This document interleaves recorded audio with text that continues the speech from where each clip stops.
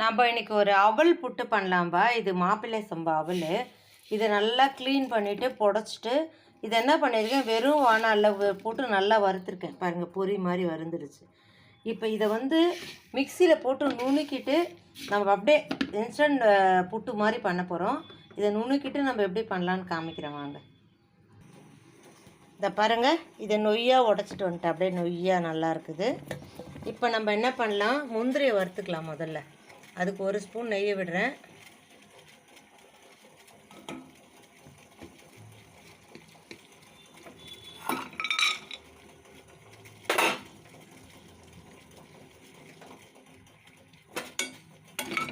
இதை நல்லா வறுத்துக்கலாம்.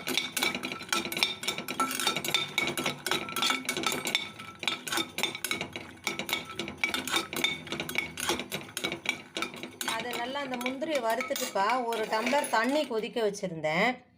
அதை கொதிக்க வச்சு அந்த தண்ணியை எடுத்து இந்த புட்டில் இந்த தேங்காயும் திருவி அந்த பானல்லே போட்டேன்.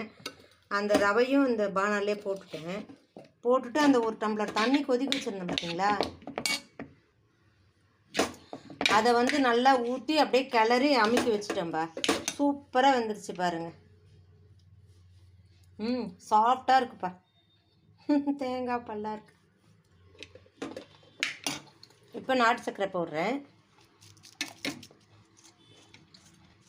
நெய் கொஞ்சம் தாராளமாக விடுங்க. அது எதுக்குன்னா அந்த ஒரு மாதிரி மென்னியை பிடிக்காது இருக்கும், அதுக்காக.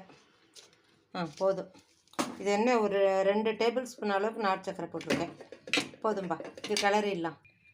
இதை பாருங்கள், சூப்பராக அதை கையை வச்சு நல்லா உடச்சி விட்டு கிளறிட்டேன்பா. சூப்பராக இருக்குது. வாயில் போட்டால் அந்த 2 டேபிள் ஸ்பூன் சர்க்கரைக்கு போதுமாக இருந்தது.